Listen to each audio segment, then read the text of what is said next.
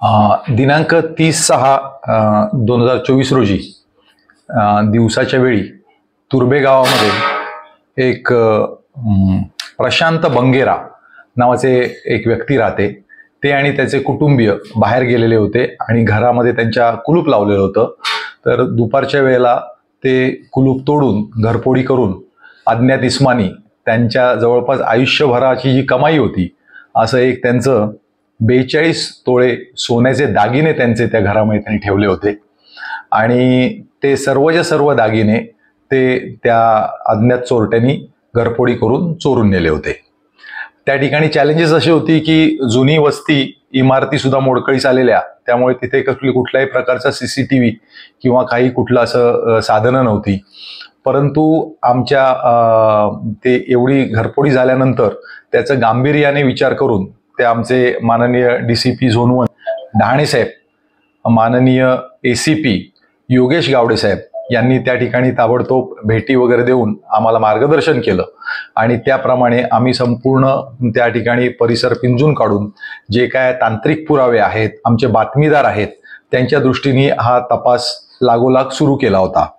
आणि त्या तपासाच्या म्हणजे सातत्य ठेवल्याने आम्ही आत्ता एक या आरोपीला 21/8 रोजी याच्यामधला आरोपी आहे दीपक वैश्य याला अटक केली आणि याच्यामधील जो चोरीस गेलेला सगळ्याच्या सगळा जो मुद्देमाल आहे तो म्हणजे 40 तोळे सोन्याचे दागिने, 42 तोळे सोन्याचे दागिने, हा सर्वच्या सर्व मुद्देमाल पोलिसांनी या गुन्ह्यातला आरोपीकडून रिकव्हर केलेला आहे.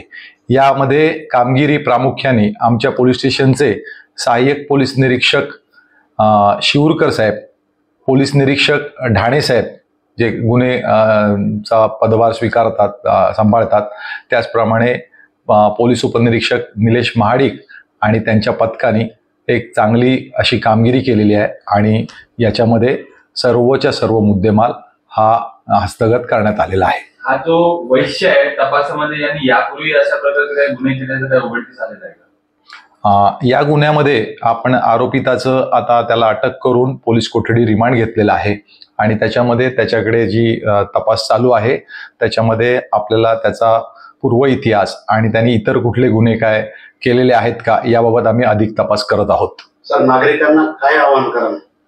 मला या निमित्ताने चांगला प्रश्न आहे. या निमित्ताने मला असं सांगू इच्छितो की असं निदर्शनास आलेलं आहे की नवी मुंबईमधील बऱ्याचशा ठिकाणचे जे मध्यमवर्गीय लोक आहेत, कनिष्ठ मध्यमवर्गीय लोक आहेत किंवा असे जो सगळं समाजातले सगळ्या विविध घटकातले लोक आहेत ते प्रामुख्याने एवढे मोठे दागिने वगैरे जे असतात ते त्यांनी घरात न ठेवता ते शक्यतो बँकेमध्ये लॉकर्समध्ये ठेवावेत, कारण लॉकर्समध्ये अधिक सुरक्षा असते आणि तशा पद्धतीने आपण ते जास्त त्याच्यामध्ये आपण सुरक्षा ठेवू शकतो. तसंच आपल्या ज्या ज्या इमारती आहेत त्या ठिकाणी आपण परिसरामध्ये, इमारतीमध्ये, घराबाहेर जेवढं काय CCTVचं आपण कॅमेरांचं जाळं करू शकतो ते आपण नक्कीच करावं. त्याने आपल्या सगळ्यांना त्याला प्रतिबंध देखील होतो गुन्ह्यांना आणि त्याच्यानंतर गुन्ह्याचा शोध घेण्यास सुद्धा त्याचा खूप मोठ्या प्रमाणात आपल्याला फायदा होतो.